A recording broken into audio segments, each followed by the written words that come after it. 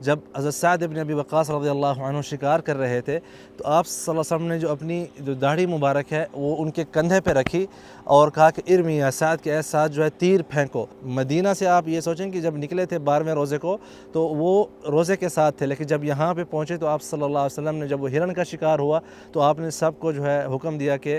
آپ لوگ افطاری کرو، اس سفر میں جو ہے کوئی روزہ نہیں ہے۔ بعد میں ان لوگوں نے قضا روزے رکھے تھے۔ بسم اللہ الرحمن الرحیم، السلام علیکم ورحمۃ اللہ وبرکاتہ، ویلکم ٹو نیو ولاگ بدر کا سفر۔ سب سے پہلے درود السلام، اللہم صلی وسلم علی نبینا وحبیبنا محمد وآلہ وصحبہ صلی اللہ علیہ وسلم۔ اب ہم موجود ہیں دوسرے پارٹ میں، دوسرے پوائنٹ پہ، جہاں پہ صحابہ کرام کا یہاں سے گزر ہوا، اور یہاں پہ کیونکہ کنویں وغیرہ ہوا کرتے تھے تو یہاں سے پانی وغیرہ اونٹوں کے لیے بھی خود کے لیے بھی لیا گیا تھا۔ اس سے پہلے ایک واقعہ ہوا تھا یہاں تک پہنچنے سے پہلے، جیسا کہ آپ جانتے ہیں یہ بالکل مدینہ شہر کے اندر ہی ہے۔ جو پہلا پوائنٹ تھا وہاں پہ میں نے آپ کو ایک چیز بتائی تھی کہ وہاں پہ ایک جو صاحب آئے تھے جو کہ غیر مسلم تھے، تو آپ صلی اللہ علیہ وسلم نے ان کو واپس کر دیا تھا۔ ان کا نام تھا خبیب بن الیساف۔ یہ جو شخص تھے غزوہ بدر میں مسلمانوں کے ساتھ شرکت کرنا چاہتے تھے، لیکن کیونکہ غیر مسلم تھے تو آپ صلی اللہ علیہ وسلم کو جب واپس کیا تو یہاں تک پہنچنے سے پہلے وہ اسلام لے کے آئے تھے، تو ان کی بھی شرکت یہاں پہ ہوئی تھی۔ اور یہاں پہ میں کچھ اور نام بتانا چاہتا ہوں جو کہ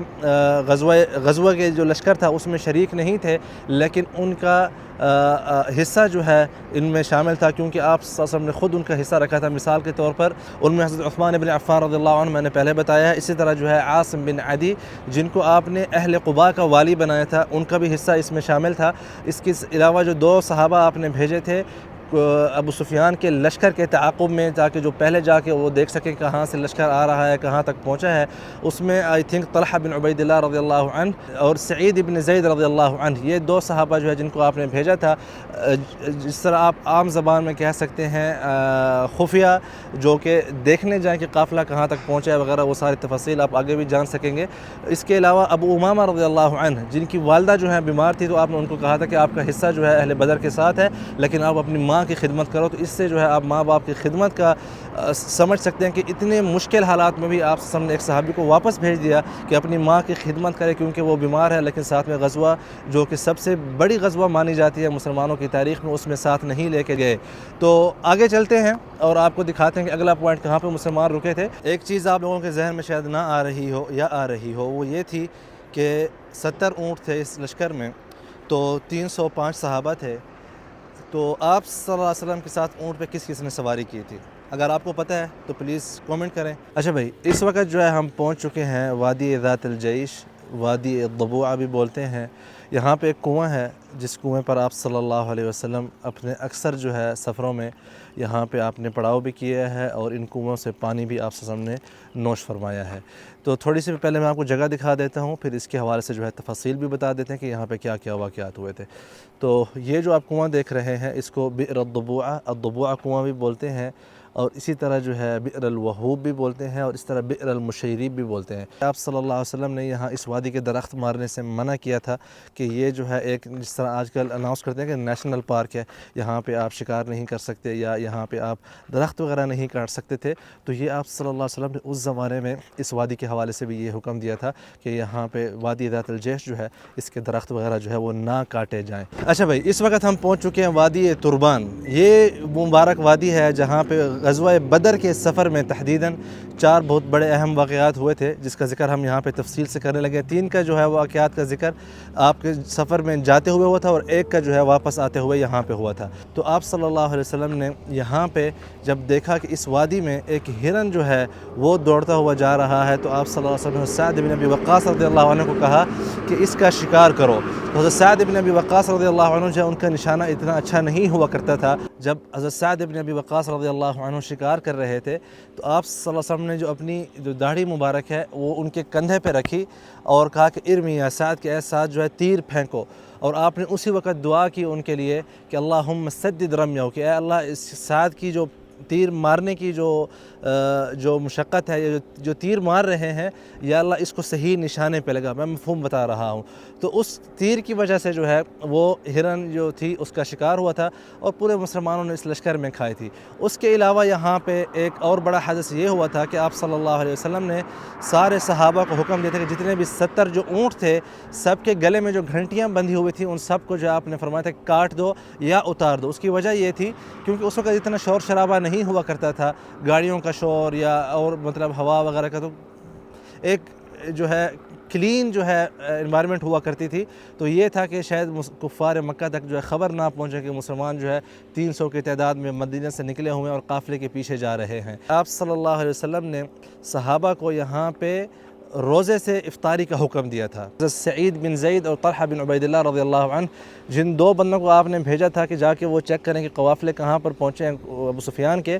تو وہ جنگ کے بعد جب آپ سب واپس آ رہے تھے تو اس وادی میں ان کا آپس میں ملنا ہوا تھا، کیونکہ وہ لوگ بہت شام کے راستے پہ گئے تھے ڈھونڈنے کے لیے، اور اس سے پہلے جو ہے قافلہ بدر تک پہنچ چکا تھا اور یہاں پہ جو ہے وہ جنگ ہو چکی تھی۔ وہ واقعہ آپ آگے تفصیل جان سکیں گے۔ راستے میں جو ہے ایک چھوٹی سی مسجد بھی بنی ہوئی ہے مسافرین کے لیے، جو یہاں پہ رک کے نماز پڑھ سکتے ہیں۔ بائی دی وے اگر آپ نے سرچ کرنا ہو کہ یہ وادی تربان کہاں پہ ہے، تو آپ مسجد نور الرحیلی اگر لکھیں گے تو آپ کو یہاں پہ گوگل لوکیشن لے کے آئے گی، تو یہاں پہ آپ آ کے وادی تربان کا وزٹ کر سکتے ہیں۔ اس وقت ہم موجود ہیں وادی ملل۔ اگر وہ آپ دیکھیں تو وہ جو نیا راستہ ہے یمبو اور مدینہ کا جو مین ہائی وے چلتی ہے،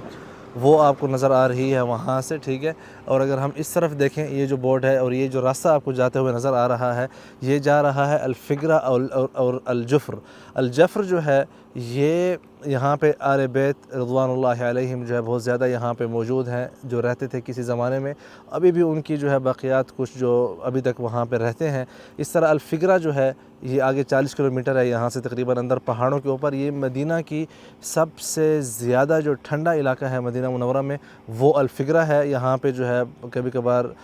برف بھی اترتی ہے سردیوں میں، اور اس کے علاوہ بہت زیادہ جو ہے ژالہ باری ہوتی ہے اور بارشیں ہوتی ہیں، اور اہل مدینہ گرمیوں میں یہاں پہ آیا کرتے تھے۔ تو یہاں پہ وہ مقام ہے جہاں پہ آپ صلی اللہ علیہ وسلم نے پڑاؤ کیا تھا، لیکن افسوس کے ساتھ جو ہمارے پاس گاڑی ہے، یہ گاڑی جو ہے اس طرف اندر نہیں جا سکتی۔ تو یہ ساری جو آپ دیکھ رہے ہیں یہ وادی شرف السیالہ ہے۔ اس وادی کو یہ شرف حاصل ہے کہ آپ صلی اللہ علیہ وسلم نے اپنے مختلف اسفار میں یہاں پہ قیام کیا، اور خصوصی طور پر غزوہ بدر کے وقت آپ صلی اللہ علیہ وسلم نے اس وادی میں قیام کیا تھا۔ اور یہ جو سامنے آپ جگہ دیکھ رہے ہیں، اس کے بارے میں اعتقاد کیا جاتا ہے کہ یہاں پہ آپ صلی اللہ علیہ وسلم نے نماز یہاں پہ پڑھی تھی، تو اس لیے یہ مسجد رسول اللہ صلی اللہ علیہ وسلم ہے۔ شرف السیالہ کی وادی میں آپ صلی اللہ علیہ وسلم نے نمازیں پڑھی ہیں، ان میں سے یہ جگہ ہو بھی سکتی ہے، اور یہ بھی ہو سکتا ہے کہ یہاں پہ بعد میں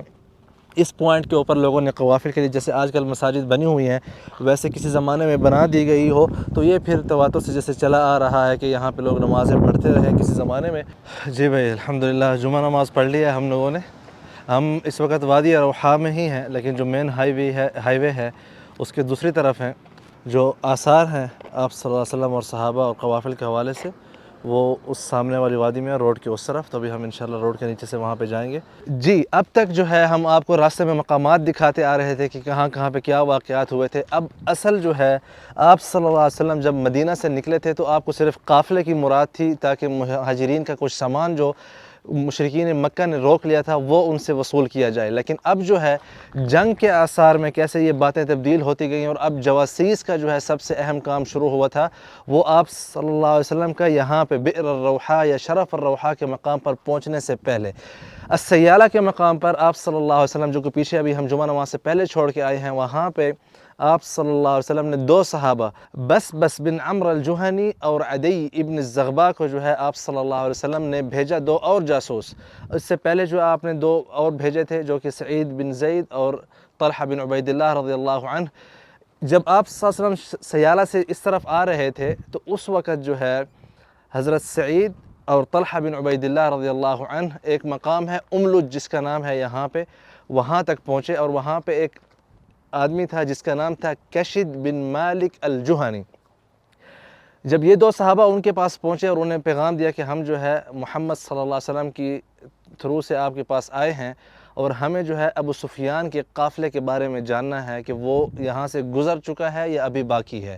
تو کشد بن مالک الجہنی نے کہا کہ یہاں سے ابھی جو ہے ابو سفیان کا قافلہ نہیں گزرا، لیکن آپ سامنے جو پہاڑی ہے اس کے پیچھے وہ جو سامنے کچھ پتھر تھے اس پہاڑی کے اوپر، وہاں پہ جا کے، یا کوئی ایک ٹیلہ تھا وہاں پہ جا کے پیچھے بیٹھ جاؤ، اور وہاں سے دیکھنا جب ابو سفیان کا قافلہ یہاں سے گزرے تو آپ اس کو جو ہے دیکھ لینا۔ تو حضرت طلحہ بن عبید اللہ اور سعید بن زید، جیسے کہ مثال کے طور پر یہ دیوار یہاں پہ موجود ہے، ایسے جو ہے کسی جگہ کے پیچھے جو ہے وہاں پہ بیٹھ کے قافلے کو جو ہے دیکھ رہے تھے جب ابو سفیان کا قافلہ وہاں سے گزرا۔ اسی دوران جو ہے بس اور عدی ابن الزغبا رضوان اللہ علیہم یہ بھی پہنچ گئے اور وہاں پہ خبر لے لی کہ اندازہ لگایا وہاں سے جو ابو سفیان کا قافلہ ہے وہ کتنی دیر تک یہاں پہ پہنچے گا۔ ابو سفیان کو کیونکہ خبر ہو چکی تھی کہ جب وہ مکہ سے نکلا تھا تو آپ صلی اللہ علیہ وسلم بھی ان کے پیچھے آئے تھے، لیکن وہ ان سے پہلے نکل گئے تھے۔ اسی طرح اس کو ڈر تھا کہ ابھی واپسی پر جو ہے محمد صلی اللہ علیہ وسلم اور اس کے جو صحابہ ہیں پھر سے ہو سکتا ہے کہ قافلے کے اوپر حملہ کریں اور اپنا سامان لیں، تو اس لیے ابو سفیان نے بھی اپنے جواسیس پھیلائے ہوئے تھے۔ تو کسی نے جو ہے بس بن عمرو الجہنی اور جو عدی بن ابی الزغبا تھے ان کو جو ہے نوٹس کر لیا اور انہوں نے ابو سفیان کو بتا دیا کہ اسی طرح جو ہے محمد صلی اللہ علیہ وسلم کے جو جواسیس ہیں وہ علاقے میں پھیلے ہوئے ہیں اور آپ کی خبر جو ہے محمد صلی اللہ علیہ وسلم تک پہنچائی جائے گی، اور ہو سکتا ہے کہ وہ بھی آپ کے راستے میں کہیں پہ آ رہے ہوں۔ تو اب وہ دو صحابہ جو ہے یہ خبر لے کے وہاں سے نکلے کہ ابو سفیان 2 دن کے بعد بدر کے مقام پر آئے گا۔ اب آپ صلی اللہ علیہ وسلم اس کے بعد شرف السیالہ سے نکل کے یہاں پر پہنچے، تو آپ اسی حساب سے پلاننگ کر رہے تھے کہ 2 دن کے بعد آپ نے بدر پہنچنا ہے، اور ابو سفیان کو کیونکہ خبر مل چکی تھی کہ محمد صلی اللہ علیہ وسلم بھی 1 یا 2 دن کے راستے پر ہیں بدر سے، تو ابو سفیان نے کیا کیا کہ اس نے قافلے کو تیز بھگا دیا۔ اب پیچھے کوئی جواسیس موجود نہیں تھے، حضرت جو طلحہ بن عبید اللہ اور سعید بن زید پیچھے رہ گئے اور ابو سفیان کا قافلہ جو ہے آگے نکل آیا۔ تو ابو سفیان نے بدر میں پڑاؤ کے بجائے جو ساحلی پٹی تھی اسی سے راستہ جو ہے مکہ کی طرف مکمل کرتے گئے۔ یہاں سے بدر کے بعد الرائس ہے، تقریباً 40 کلومیٹر کا فاصلہ ہے، ساری ساحلی پٹی آ رہی ہے، املج کے بعد یمبو کے بعد الرائس کا علاقہ آتا ہے۔ تو ابو سفیان بدر آنے کے بجائے سیدھا جو ہے سمندر کے ساتھ سے ہوتے ہوئے بالکل آگے نکل گیا۔ الرائس کا جو علاقہ ہے یہ وہی علاقہ ہے جہاں پہ حضرت عمر بن خطاب رضی اللہ عنہ کے دور خلافت میں مصر اور سوڈان سے جو غذائیں آئی تھی قحط کے زمانے میں، وہ اسی جو ہے بندرگاہ کے اوپر آئی تھی، اور یہ تقریباً ایک قسم کی اسلامی بندرگاہ تھی۔ اور فتح خیبر کے بعد حضرت جعفر الطیار رضی اللہ عنہ اور جو مسلمان جو حبشہ ہجرت کر کے گئے تھے وہ بھی اسی بندرگاہ پہ لینڈ ہوئے تھے حبشہ سے۔ تو یہ الرائس جو ہے ایک تاریخی علاقہ ہے، اس میں ایک جگہ کا نام ہے البرکہ یا البرکہ، ان دو میں سے کوئی ایک نام ہے۔ مکہ میں یہ ایشو تھا کہ اہل مکہ کو یہ ڈر ہو گیا کہ اگر ہم مکہ چھوڑ کے نکلتے ہیں تو پیچھے سے بنی بکر بن وائل وہ جو ہے ہمارے اوپر حملہ کر دیں گے۔ تو اب اس وقت کیا ہوا تھا، اس کا ذکر جو ہے قرآن شریف میں آیا ہے۔ اعوذ باللہ من الشیطان الرجیم وَإِذْ زَيَّنَ لَهُمُ الشَّيْطَانُ أَعْمَالَهُمْ وَقَالَ لَا غَالِبَ لَكُمُ الْيَوْمَ مِنَ النَّاسِ وَإِنِّي جَارٌ لَكُمْ، کہ شیطان جو ہے جب ایک انسانی شکل میں آیا، بعض روایات میں ہے کہ سراقہ ابن مالک کی شکل میں ان کے پاس، ابھی سراقہ ابن مالک نے اسلام نہیں لے کے آئے تھے اس وقت تک، کہ اس کی شکل میں اہل مکہ کے پاس آیا کہ لا غالب لکم اليوم من الناس، کہ آج جو ہے کوئی بھی تمہیں غالب نہیں کر سکتا اور میں تمہارے ساتھ ہوں۔ سراقہ ابن مالک ان کا ساتھ دے رہا جس کو 1000 کے بندے کے مقابلے میں گنا جاتا تھا۔ تو اس شیطانی شکل میں جب سراقہ ابن مالک اہل مکہ کے پاس آیا تو اس وقت وہ مکہ چھوڑنے پہ راضی ہوئے اور 1000 کا لشکر تیار ہوا۔ اس کے آگے جو ہے پھر جا کے کیا ہوا اس کے حوالے سے انشاءاللہ ہم مزید جب اس پوائنٹ پر پہنچیں گے جب مکہ سے لشکر نکلا تھا تو اس کے حوالے سے ہم بات کریں گے۔ فی الحال ہم آپ کو یہاں پہ جو ہے بئر الروحہ کے حوالے سے دکھاتے ہیں کہ یہاں پہ کیا کیا اور تاریخی مقامات اور تاریخی چیزیں موجود ہیں۔